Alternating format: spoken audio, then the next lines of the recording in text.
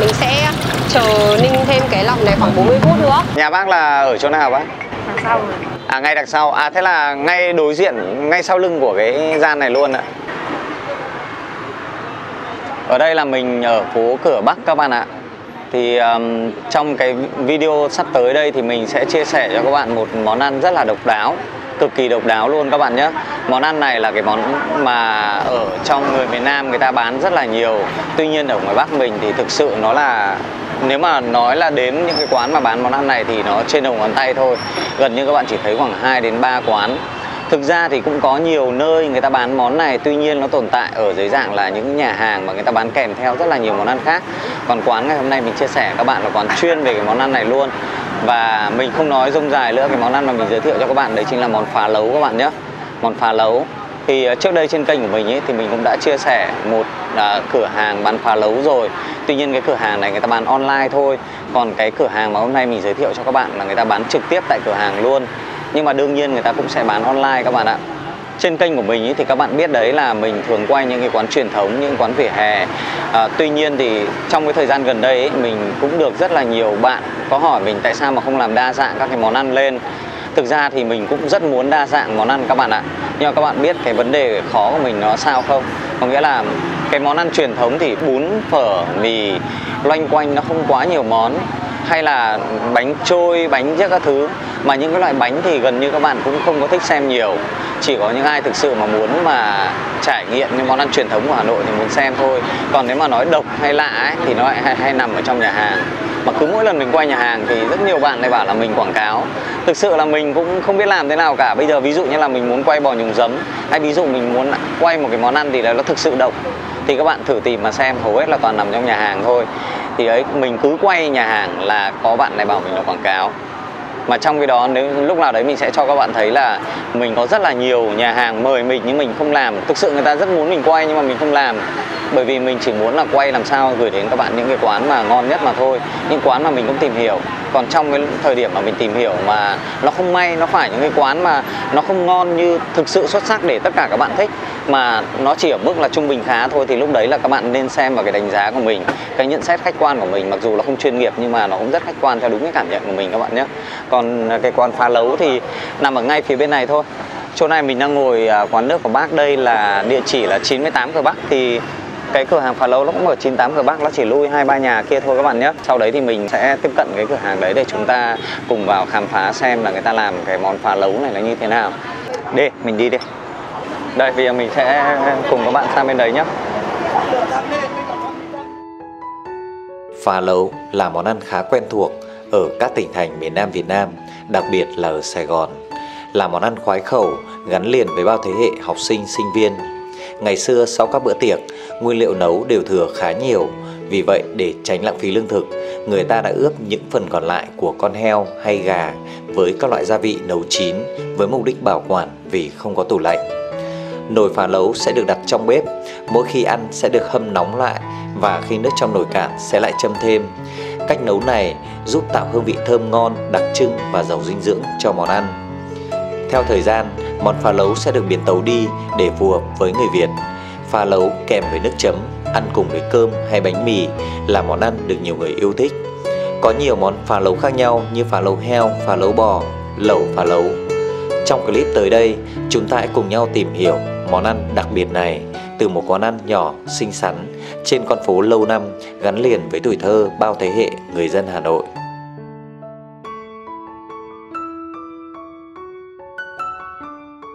Ở đây cái gian cửa hàng người ta cũng rất là bé thôi các bạn ạ.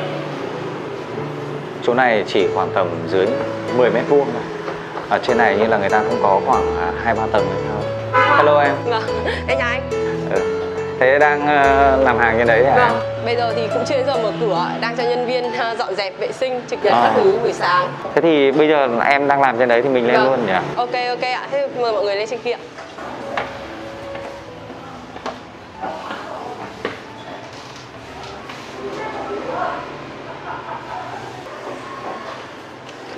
Nhà mình đây có cửa hàng bé xinh nhỉ em nhỉ? Vâng, ở trên phố nó chỉ bé bé xinh xinh như này thôi. Nhưng mà được cái là em thì buổi tối thì em ngồi được vỉa hè.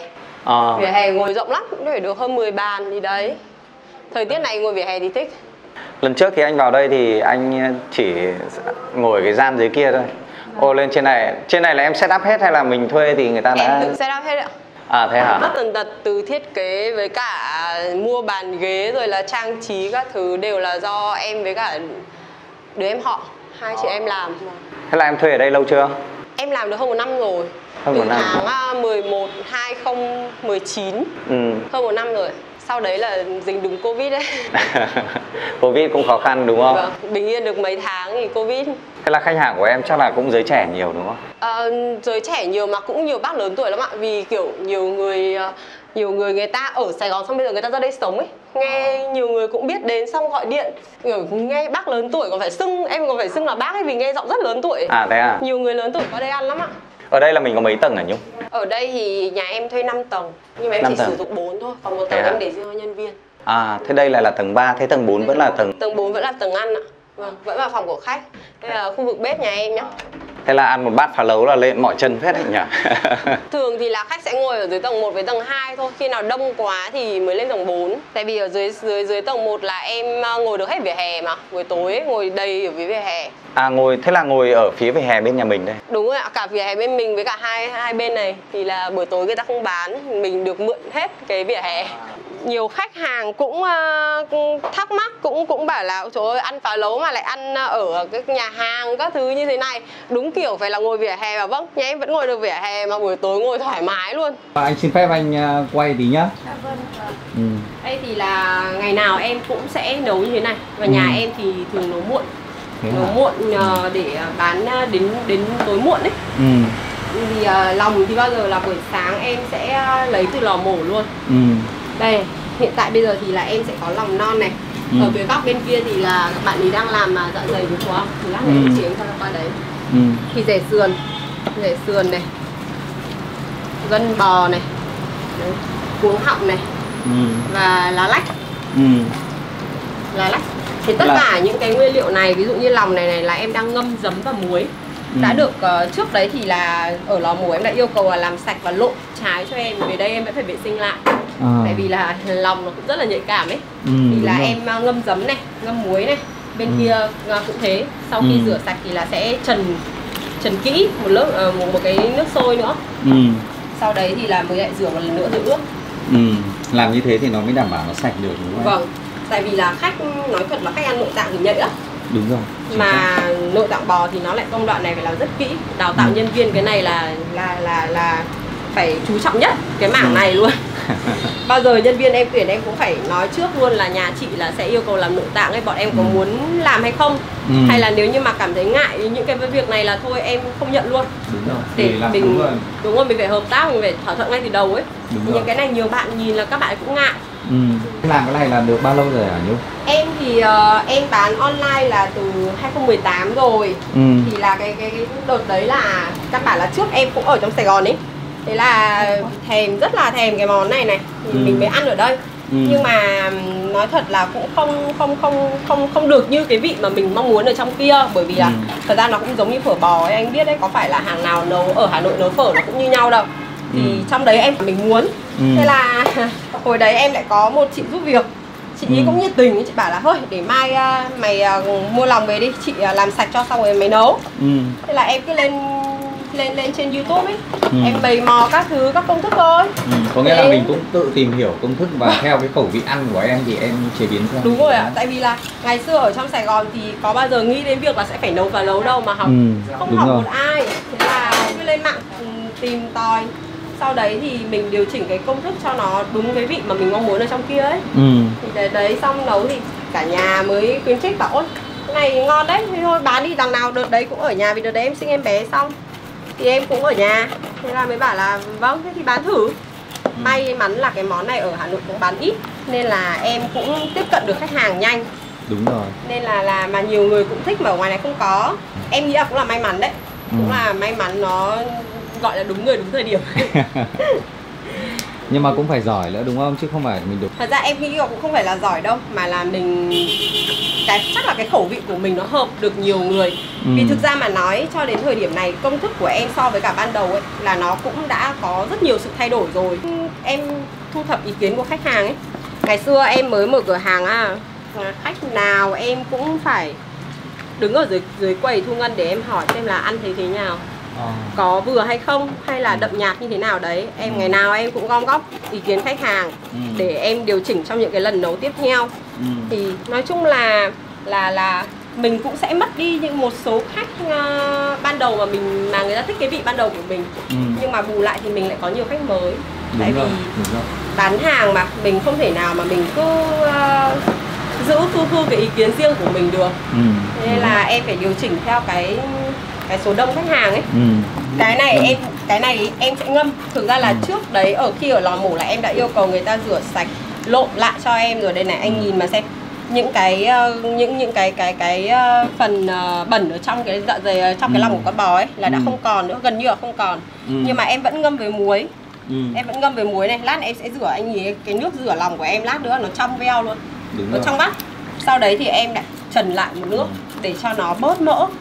Rồi lại rửa lại một lần nữa rồi mới ướp. Đây là mình ngâm xong là các cái bột cái thứ nó đã ra bớt. Đúng rồi đấy ạ. Không phải chất bẩn. Vâng, cái lòng bò thì nó không như lòng lợn. Cái lòng lợn thì ăn được bột. Nhưng mà cái lòng bò này thì em thấy không nên ăn. Vì cá nhân em là em thấy nó hôi ấy, nó gây ấy. Nên là em làm bao giờ sạch sẽ, tí trần xong không hề có một chút mùi lòng nào nữa luôn. Không hề có một tí mùi hôi nào nữa. Nhưng mà nó cũng là do khẩu vị đấy anh nhỉ? Vâng. Anh thấy là nhiều người ta lại thích ăn cái mùi gây đấy thôi. Nhưng mà thực ra nó không phải là số đông. Ví dụ nhá, khách nhiều khách người ta rất thích ăn cái mỡ. Nhưng khách nhà em lại không thích ăn mỡ. Khách nhà em lại không thích cái mỡ bò, nên là nấu xong là em phải lược hết những cái công đoạn nào mà nó liên quan đến dầu ăn, dầu huyết, các thứ chiên rán là em không để cho nó hạn chế mỡ. Mà sau khi nấu xong là em vẫn phải vớt bớt cái mỡ bò này đi.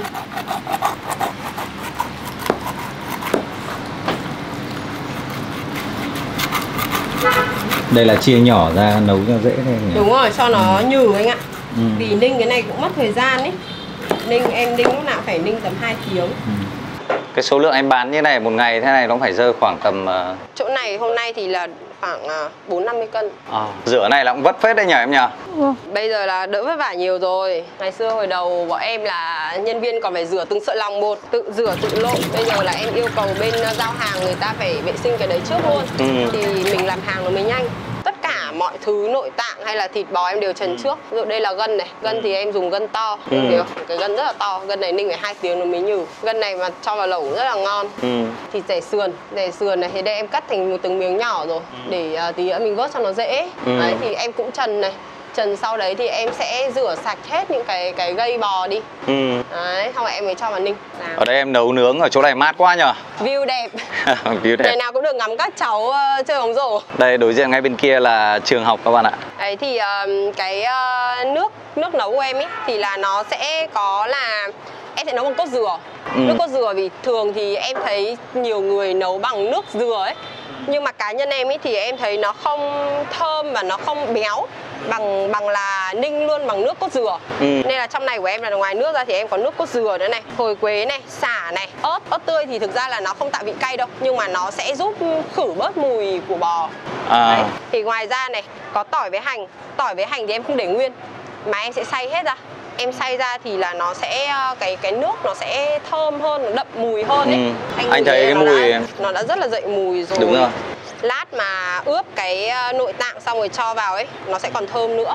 Bây giờ cái này mình chờ sôi. Sau đấy thì đồ trần xong, rửa sạch xong thì mình sẽ cho vào mình nấu. Mỗi thứ thì nó lại sẽ có một cái thời gian nấu riêng. Nên là em phải căn giờ để em cho từng thứ vào bột. Vì là mỗi cái nó lại khách thì lại không thích ăn nhừ quá. Nên là em phải đong cái thời gian như thế nào để cho nó có cái độ dai vừa phải ấy. Ở trong Sài Gòn thì người ta không nấu thịt bò đâu. Nhưng mà em ra đây nhiều khách ấy, tôi bảo là ôi muốn thử cái phá lấu này nhưng mà không ăn được nội tạng. Thế từ đấy em mới thiết kế ra thêm cái mảng này. Để cho khách nào không ăn được nội tạng thì người ta ăn thịt ấy. Cái dạ dày với cả tổ ong này thì là trước nó là màu đen anh ạ. Khi mà người ta mổ ra ấy, nó đen ấy, thì người ta ở lò người ta phải ngâm vôi để tuốt hết cái vỏ đen của nó đi. Thì đến lúc mà về cho mình nó mới trắng như thế. Tôi còn nhìn nó đen lắm. Thế là trước cái đợt đầu mà mới làm là em phải làm hết cái việc đấy đúng không? Không, em cũng chỉ nhập trắng thôi.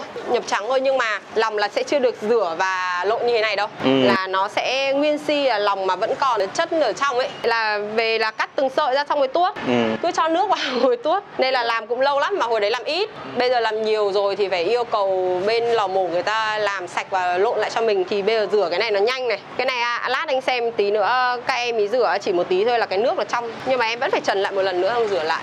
Cứ phải trần này là mới sạch em nhỉ? Đúng rồi, em phải trần xong, trần sau đấy em lại phải rửa lại một nước nữa. Rửa sạch sẽ hết cái nguyên liệu mà sau khi em đã trần với cả rửa lại xong ấy. Tại vì thật ra cái này này là bao giờ em cũng trần lại. Sau đấy thì rửa thêm một lần nữa cho nó sạch hẳn đi. Không trần thì vẫn cảm giác là nó chưa được sạch sẽ lắm ấy. Cái này thì em cũng muốn chia sẻ một chút cái kinh nghiệm khi mà chọn nội tạng. Ví dụ như là em tắt bếp không chị? Ví dụ như là cái ong này này thì là nên chọn những cái dày, cái to và dày như thế này này thì ăn nó sẽ giòn. Chứ còn nếu mà mỏng quá khi mình ninh ấy, nó sẽ bị nhừ mà nó mỏng như cái mảnh vải luôn ấy. Nó bị mỏng quá. Hoặc là dạ dày nhá thì anh phải chọn những cái mà nó có phần guốc này. Có cái guốc bò này này, cái phần này ăn rất là ngon. Phần này nếu mà bán lẻ riêng ra thì rất là đắt. Nên là em hay lấy nguyên một cái dạ to để nó có cái phần này. Phần này cũng rất ít thôi nhưng mà em không bán lẻ. Chỉ có là chia mỗi suất cho khách một ít thôi. Ngoài ra nhá, có cái lách này này. Riêng lách nhá thì nó có một cái mùi rất là đặc trưng. Không phải là do mình chế biến bẩn hay gì đâu, nhưng mà nó là cái mùi đặc trưng của lách. Ai mà ăn được thì rất là thích. Khách mà không ăn được thì là người ta sẽ không ăn được luôn. Thì cái lách này nên chọn cái nhỏ. Cái nhỏ thì là ăn nó sẽ không bị bột, mà nó sẽ chắc cái lách này thì nó sẽ ngon. Đấy, anh nhìn lách này, lách nó chỉ rơi vào khoảng từng này thôi, nhỏ nhỏ xinh xinh này thôi. Thì là mình nấu lên sẽ ngon. Thịt rẻ sườn thì em sẽ cắt thành miếng như thế này này. Xong rồi tí nữa ninh thì để nguyên như thế, đến khi cắt vào cho khách thì em mới cắt thành miếng nhỏ. Cuống họng cũng nên chọn cái nhỏ, vì cái to thì nó sẽ nó dày, ninh nó lâu mà nó ăn nó sẽ bờ. Còn khi mà mình chọn cái loại nhỏ như thế này này thì ăn nó giòn dần dần đấy, xong rồi ngọt thịt. Bây giờ em sẽ cho cái nước sốt này vào ướp. Thì cái nước sốt này này nó sẽ có những cái gì? Thứ nhất là đường này, mắm này, bột cà ri, ngũ vị hương và có thêm cả bột điều. Cái rất là quan trọng đấy là bột điều. Đấy, lòng em cũng trần sạch sẽ hết tất cả rồi. Rửa lại. Riêng lòng mà rửa không thôi thì chắc là cũng phải tầm hơn chục nước.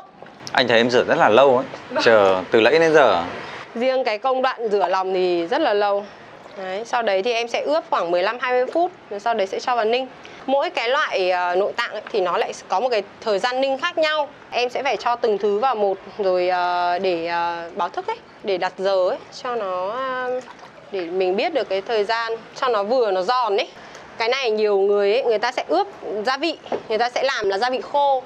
Nhưng mà như em thì em hay pha thành sốt ướt như thế này này, vì em thấy nó sẽ ngấm hơn là dùng gia vị khô. Đúng rồi, thế này nó dễ thẩm thấu vào bên trong. Thế này nó dễ thẩm thấu hơn. Thì mình sẽ không mất nhiều thời gian để ướp ấy. Thơm nhờ, đổ cái nước này ra phát nó thơm sực lên. Anh sẽ ngửi luôn thấy cái mùi đặc trưng của phá lấu ấy. Này mình chỉ cần đảo kỹ cho cái hương liệu này nó trộn khắp cái bề mặt này là xong thôi em nhỉ? Đúng rồi. Tại vì là cái thời gian mà mình ninh ấy là nó cũng sẽ rất là ngấm gia vị rồi. Đúng rồi. Cái này là trộn xong là em cho vào ninh luôn thôi chứ đúng? Đúng rồi ạ. Chỉ cần chờ độ khoảng 5-10 phút thôi là em cho vào ninh luôn. Lòng để riêng nhá. Lòng với họng để riêng. Cho vào sau. Các bạn chắc là thấy là ở Hà Nội mình cũng ít cái hình ảnh này, các bạn ít thấy đúng không? Chứ còn ở miền Nam thì những cái quán bán phá lấu này nhiều lắm. Vâng. Ở miền Nam thì đây là một món ăn vặt vỉa hè mà. Đúng rồi đấy, anh thấy trong miền Nam rất nhiều quán luôn ấy. Mà nó gần như là những món ăn đường phố. Đúng ạ. Đặc trưng. Trước cũng có người bảo em là ôi sao không để nguyên nồi xong rồi khách ăn thì cắt giống như trong Sài Gòn ấy. Nhưng mà rồi nếu mà với lượng khách của em mà cắt như thế thì khách không hiểu chờ bao nhiêu lâu mới xong được bát phá lấu mất. Nhìn phê nhỉ? Không biết các bạn nhìn hình ảnh này có phê không, nhưng mà trên cái con mắt mà người hay làm ẩm thực thì mình rất là thích nhìn những cái hình ảnh như này. Anh đây em cho vào nồi ninh nhá, nước sôi rồi. Cái nước nó chỉ cần sấp thôi đúng không? Đúng rồi. Cần phải nhiều. Tại vì sau cái nước này rồi là nước ướp các thứ của mình nó ra nữa. Mùi quế hồi thơm mạnh nha em nhỉ? Cái mùi này bao giờ cho vào phát là ngửi thấy ngay. Vâng. Quế hồi này, xả nữa, cái mùi xả nó vào nó thơm lừng lên. Đúng rồi. Mùi xả rất rõ. Anh thấy là em lọc ra như thế này là có những phần em cho vào trước, có những phần em cho vào sau. Đúng rồi ạ. Tại vì cái thời gian ninh nó sẽ khác nhau. Ví dụ như ở gân này là ninh lâu này thì em hay cho vào đầu tiên. Sau đấy thì đến dạ dày, lòng là dễ chín nhất. Lòng thì chắc là chỉ cần cho vào trước khoảng ít phút là xong nhỉ? Lòng thì chỉ cần ninh độ khoảng 40 phút là vừa. cái nước ninh mà nó có nước cốt dừa ấy, lát nó sẽ sôi mà nó rất dễ trào.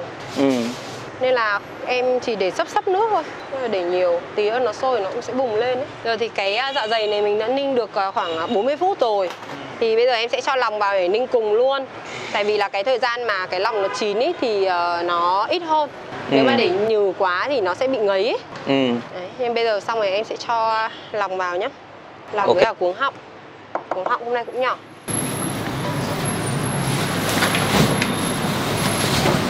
Để sang phía bên chị ạ. Ok cho.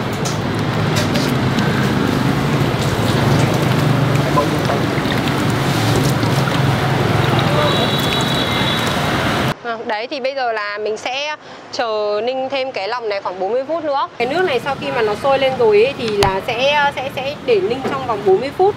40 phút xong thì em sẽ bỏ hết cái này ra em cắt. Bỏ ra để cắt. Cắt xong thì để chiều tối mình bán hàng thôi.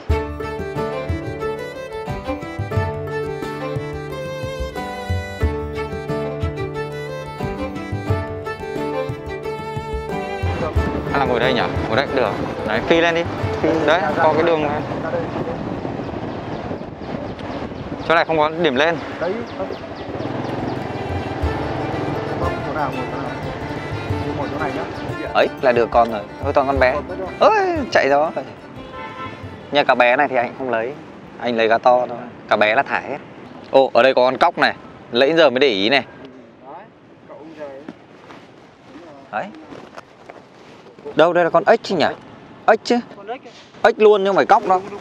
Ếch luôn này chú này. Đấy, giờ mới nhìn đây. Đấy, có con ếch đây là hơi bị hiếm đấy.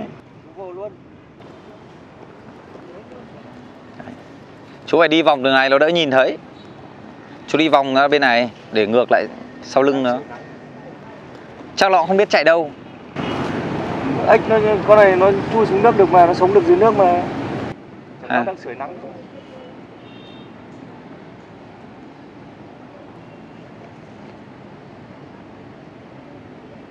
Đấy, chụp luôn. Nhanh là xong, chú đi. Ôi giời, chú chậm. Chú phải chụp nhanh như lị. Chú phải thật nhanh. Con này dán cho thằng bé ăn. Ấy, con đấy là được bữa đấy, bữa cháo đấy. Đấy là mình đã ninh được 2 tiếng rồi. Bây giờ thì đây là thành phẩm của mình nhá. Xong hết rồi đây ạ. Lòng này nó săn lại. Nó săn hẳn lại nhỉ? Anh thấy là lại. nó bị kiểu teo đi. Đúng rồi, bây giờ cái lòng ninh kỹ nó cũng sẽ nhỏ đi ấy. Ong này anh thấy nó cũng nhỏ đi. Đúng rồi, nó teo hết lại nhỉ? Gần này, tất cả đều nó đã nhừ rồi.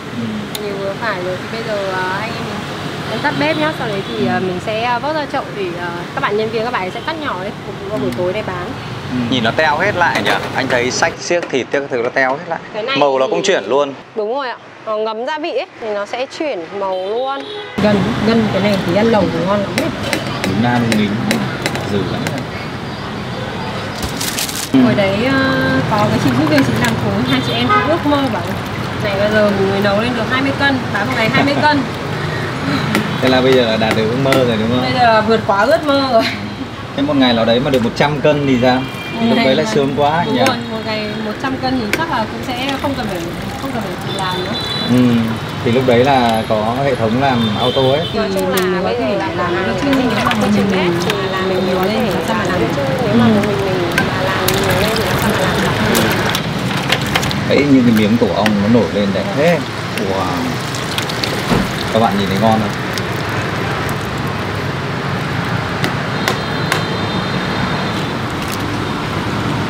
Khi nào mà có khách thì là đong theo từng bát. Hoặc là đong ship cho khách mang về. Bánh mì, trần mì là xong. Đấy, nhìn miếng tổ ong bây giờ nhìn ngon thế. Lá lách thì nó bùi. Ăn nó rất là bùi. Nhưng mà không phải ai cũng ăn được lá lách. Đúng rồi, như anh thì anh không thích ăn lá lách đâu. Thì ăn nó bột ấy. Như em là em thích nhất, nếu mà để mà nói là trong vài lầu có gì đấy em thích nhất là lá lách. À thế hả? Em thích cái vị bùi của nó ấy. Mà hồi em ở trong Sài Gòn lá lách này muốn xin thêm còn khó cơ. Vì một nồi người ta nhiều khi chỉ nấu một cái thôi. Chỉ đủ cho mỗi phần được khoảng 1-2 miếng. Tại vì là em bán cũng đến muộn ấy. Nên là không muốn để nhân viên phải dậy sớm quá. Mình sẽ bán từ giờ tối nay rồi đủ để bán trong ngày mai. Sau đến chiều là có mẻ mới. Cái lượng mà em bán ship với cả em bán trực tiếp thì lượng là em bán nó nhiều hơn. Trực tiếp vẫn nhiều hơn anh ạ. Ship nó khoảng 30% doanh thu thôi. Now với cả Grab em cũng có hết. Mình gần ngon quá nhỉ. Cái gân bò này thả vào lẩu ngon lắm. Ăn nó sướng lắm. Ăn mà ninh nó ở vừa tới là ăn sướng. Còn nhũn quá hay là dai quá thì ăn lại không sướng. Đúng rồi ạ. Wow, các bạn nhìn miếng tổ ong này, ngon không? Wow.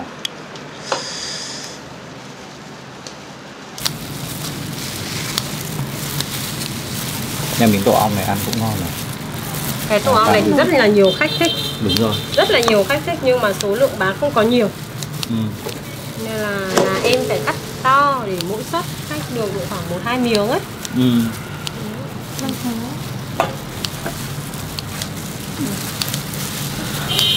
Thế là bọn em là mỗi người cắt một loại thịt à? Đúng rồi ạ. Cho ra một chậu, tí đã dễ chia đúng không? Đúng rồi, lát chia cho nó dễ vì là khách nhà em thì không phải là ăn tất cả mọi thứ mà em thì lại rất chiều khách. Khách ví dụ khách bảo là chị không ăn cái này, không ăn cái kia, em ok đổi thành cái khác luôn. Thích cái gì, nhiều cái gì, thêm bớt hay là như thế nào đấy đều ok. Khách chỉ ăn lòng không thôi cũng được. Cầm này nóng không em? Nóng không kìa? Hỏi không ai nói gì. Mời em phát biểu nhỉ. Còn nóng nữa không? Nóng anh nhỉ. Nóng lắm. Các em như là ngại máy quay các bạn ạ. Nhà cái này đúng là vừa mới bỏ ra nó còn khó nghi ngút này, nóng lắm. Mà cái phần bên dưới nó không hả hơi ra. Đúng rồi, phải vừa bật quạt đấy anh. Để cho nó nguội bớt, cắt đến đâu nó nguội đến đấy. Cắt ít phải để làm đơn nhá.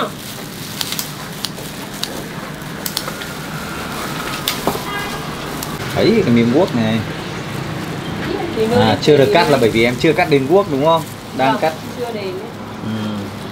Em này chuyên cắt gân. Chưa cảm thấy. Trên đi kéo xuống. Nhắc nó lên được. Đang nóng quá hả em? Nóng.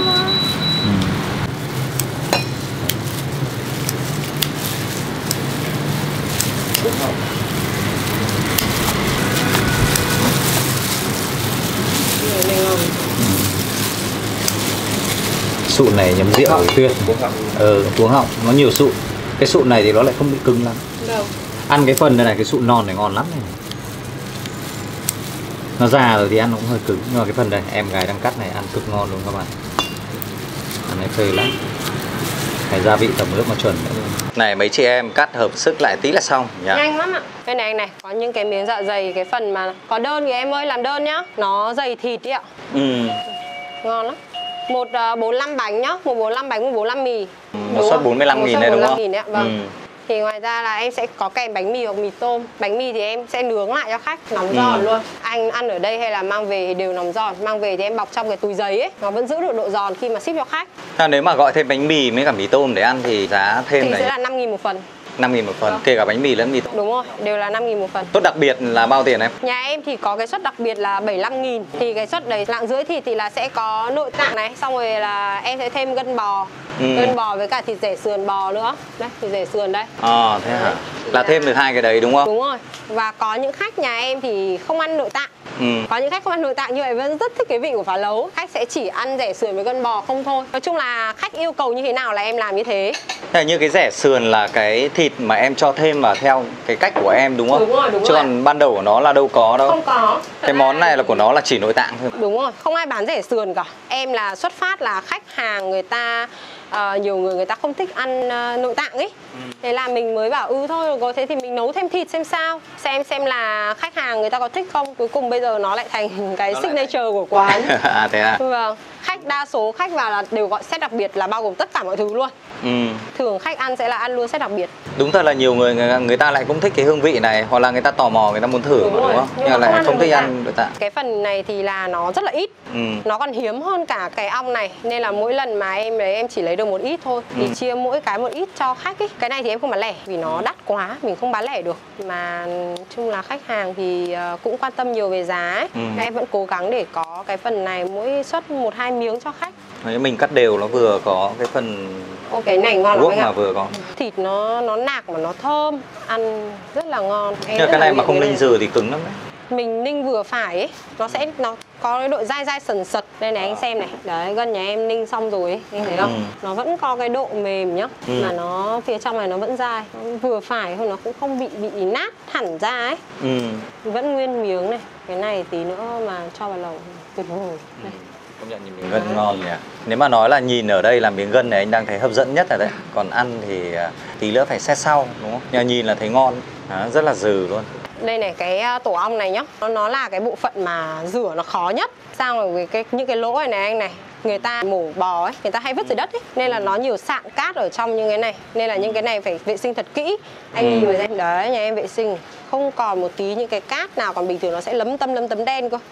Đấy, mình phải sạch như thế này thì ăn nó mới không bị sạn. Công nhất tỉ mẩn nhất là cứ phải lấy vòng tay kỳ như thế này. Chứ không có một phương pháp gì cho nó tập thể à? Khi mà ngâm vôi là người ta tuốt thì nó cũng đã sạch bớt rồi, nhưng mà kỹ nhất thì vẫn là phải dùng cái móng tay anh kỳ sạch như thế này. Đấy, vò sạch, vò như vò quần áo luôn. Đúng rồi, vì cái này nó có những cái khe bên trong để bụi nó bám. Cái miếng dày như thế này ăn sẽ rất là giòn, ngon. Đây này, em cho anh xem cái lòng này. Lòng này là nhà em đã lộn hết rồi, lộn ra rồi thì khi mà nấu nó sẽ sút lại như thế này này. Thì cái lớp mỡ ấy, nó sẽ vẫn ở bên trong, anh thấy không? Ở bên trong này nó sẽ vẫn giữ nguyên được cái mỡ bò, mà cái ngon nhất của cái lòng bò này là cái mỡ bò này. Ăn cái này nó sẽ ngậy lắm. Nó ngậy lắm, đảm bảo không hôi một tí nào.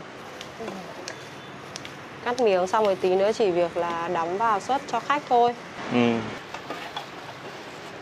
Cái lách này ít người ăn được nên là một suất em chỉ cho độ khoảng 2 miếng thôi. Anh thấy thế là hợp lý. Vâng. Thì thực ra anh nghĩ là nhiều người không thích ăn cái lách. Đúng rồi. Hơi kén khách. Cái này một suất này là một lạng hả em? Một suất sẽ là một lạng. Nhặt khéo ghê nhỉ, nhặt phát là đủ lạng luôn. Quen tay rồi. Thế là em lại cho vào cái nước này để em đúng đun rồi. lại. Em phải trần lại cho nó nóng, nướng bánh mì đó chị nhá. Cái nước này vẫn là cái nước ninh lúc ấy đúng không? Đúng rồi ạ, là nước ninh ấy. Làm như thế thì nó sẽ ngấm được trong ra ngoài. Vâng.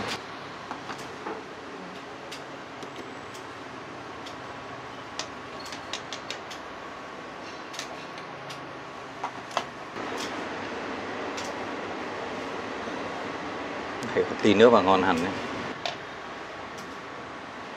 Cho chị rau em ơi, rau với cả mắm me nhá. Này khách ăn đây luôn này. Đúng rồi. Giờ làm 2 suất cho khách hả em? Đúng rồi anh ạ, khách mang về, khách có một set đặc biệt thì là sẽ có thêm rẻ sườn với gân bò. Đây là suất đặc biệt đúng không? Đúng rồi ạ, suất đặc biệt. Đây có thêm 2 cái này. Đúng rồi. Cái này là đặc biệt thì cân lạng nào em? Cái đặc biệt này thì sẽ là 1,5 lạng. Còn set thường thì sẽ là 1 lạng. Thế là cái này là 45, cái này là 75. Đúng rồi. Nó cũng chỉ khác nhau thế thôi đúng không? Đúng rồi. Thơm quá, nhiều mùi nước cốt dừa nhỉ. Thơm lắm, đun cái là nó dậy mùi luôn. Lấy đũa thìa cho khách nhá. Cái bọc này giữ nó ấm lâu hơn này. Đúng rồi ạ, giữ nóng. Thứ nhất là nóng và thứ hai là tránh bị đổ. Vì cái hộp nhựa này để nóng nó dễ bị bật nắp ấy anh. Đúng rồi. Đấy, nên là bao giờ em cũng bọc lại hết như thế này. Nóng trời mùa đông, nóng lạnh hay mùa hè em bọc hết. Mà nhìn nó cũng ngon hơn, nó sang trông nó sạch sẽ. Cảm giác nó sạch sẽ. Mình đi ăn mình cũng mong sạch mà, nên là mình làm mình cũng phải nhìn đầu tiên ấy, là phải rửa mắt trước đã.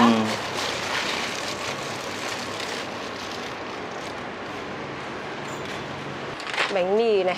Đây là 2 suất 2 cái bánh mì. Vâng, đúng rồi ạ. Ăn này có nhiều người gọi thêm bánh mì của em không? Có, chung là mọi người mà ăn khỏe thì mọi người vẫn gọi 2 cái bánh mì. Gọi thêm bánh mì. Đấy, như thế này là xong đấy. Đấy, như thế này là anh em mình hoàn thiện rồi. Đầy đủ là coi như khách nhận đến là chỉ ăn thôi, không cần phải bỏ thêm bát đũa hay gì cả. Mắm me với rau răm là 2 thứ mà bắt buộc phải có. Hôm nào mà nhỡ nhân viên quên một cái là khách hỏi ngay, biết ngay. Đây, mang xuống cái nhà chị nhá.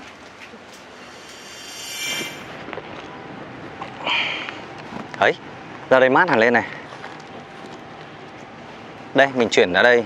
Chỗ kia ngồi nắng quá. 2 suất này thì không biết suất nào là 75.000, suất nào là 45.000 đấy. Chết rồi, bạn ấy quên không cho mình đũa rồi. Đây, ui giời. Bạn để đũa ở trong này. 2 cái mình cái thắng 1 cái.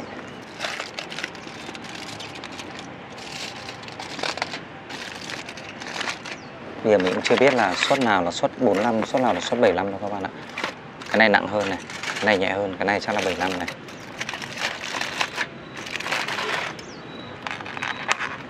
cũng đang còn rất nóng. Suất này nhiều hơn này, suất này 75.000 này, suất này 45 các bạn này. Ok, thế mình quay cái 75 nhìn cho nó đẹp nhá. Đi kèm với cả mỗi một suất này thì người ta lại cho mình một là cái bánh mì này các bạn ạ. Hai là người ta sẽ cho mình một cái gói mì này. Mì này thì người ta cũng đã trần rồi. Thơm lắm các bạn ạ. Mình cảm nhận ngay là cái hương vị nước cốt dừa là chủ đạo. Và nó có cái độ ngậy béo ấy. Nhấp nhấp này thì cảm thấy nó hơi trơn của cái phần mỡ ấy. Một chút cái phần mỡ ở trong cái nước phá lấu này.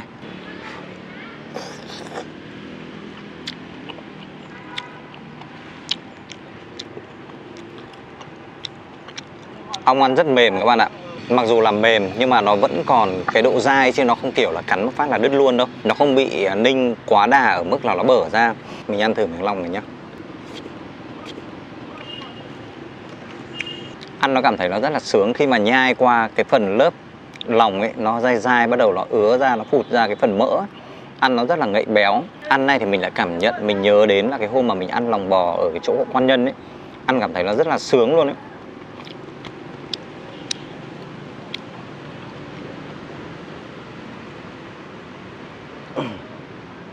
Đấy, rất mềm các bạn nhé.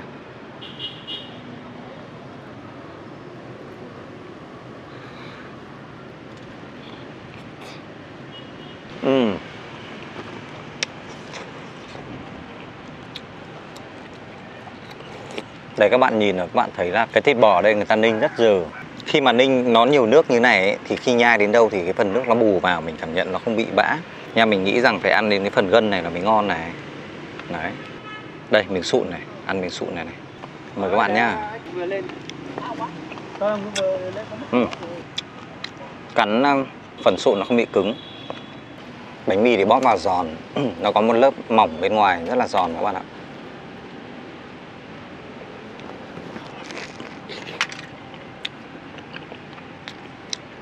Ăn với bánh mì cảm thấy ngon hơn hẳn. Ăn cái vị nó, khi mà nhai bánh mì nó thấm vào bánh mì ấy, ăn cảm nhận nó vừa có cái chất tinh bột mà nó lại vừa có cái độ ngậy béo của cái nước phá lấu này. Mời các bạn nhá. Rất là mềm, dừ lắm các bạn. Người ta ninh nó lâu đâm ra là nó ngấm cái nước của cái phá lấu này. Ăn nó cảm nhận nó đậm đà.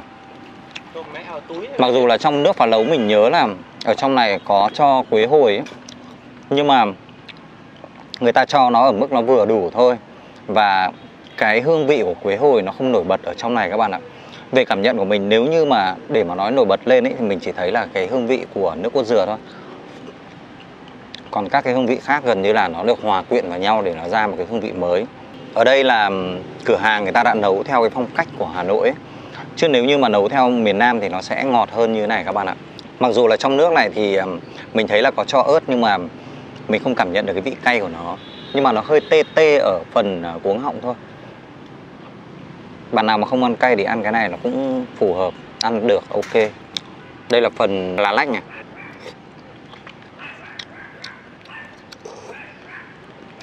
Cái mùi của lá lách thì mình không thích lắm. Mùi nó hơi kiểu hoi của lá lách ấy. Mình thấy chấm đậm này các bạn ạ. Ăn nó mới đã.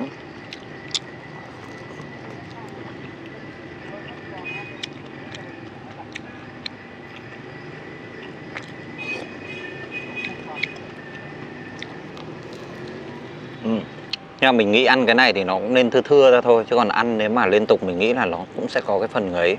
Ăn chơi khi mà mình bắt đầu mình chán hương vị bún phở truyền thống thôi. Mình ăn thì mình sẽ cho rau răm luôn từ đầu. Mà ăn cái này nếu như mà xác định là những cái đồ thịt bên trong nó là cái đồ mà ăn kèm thì mình không cần phải ăn quá nhiều. Mình nghĩ rằng các bạn lại nên gọi cái suất 45.000 cũng được. Hơi thoang thoảng. Ăn cái phần lòng rất là ngậy béo, bên cái vỏ ngoài thì ăn nó giòn nhưng cắn vào bên trong nó mềm. Đấy nó mềm ra cái phần mỡ ăn rất là ngậy béo luôn. Đúng rồi. Ngon. Đây quay cho các bạn xem cái nước sốt me này. Nước sốt me nó rất là sánh luôn các bạn nhé. Nó rất sánh.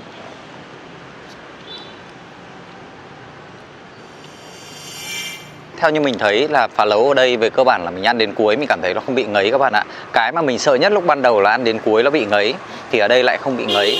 Do là theo mình nghĩ là cái cơ bản nhất là người ta nấu cái nước cốt dừa và lượng đường ấy, người ta cho nó vừa đủ, thậm chí nó non. Do vậy là mình ăn mình không cảm thấy nó quá ngọt, chứ ngọt là ngấy các bạn nhé. Cái thứ hai là không bị nhiều mỡ. Còn cái mà mình thích nhất trong cái này thì ăn cái phần lòng non nó rất là phê luôn các bạn nhé. Ăn cái phần lá lách thì mình không thích rồi. Về cái phần ninh ấy, thì ở đây mình nghĩ rằng các cái món ăn, các cái đồ ăn ấy, người ta ninh ở mức độ nó vừa phải. Chính vì vậy mà ăn nó mềm nhưng mà nó không bị nhũn. Thì đấy là tất cả những cái nhận xét của mình các bạn nhé. Cảm ơn các bạn rất nhiều vì đã xem hết video này. Còn bây giờ xin chào và hẹn gặp lại. Châu Tây Xé, một sản phẩm được Hà Nội Food tìm kiếm và phân phối.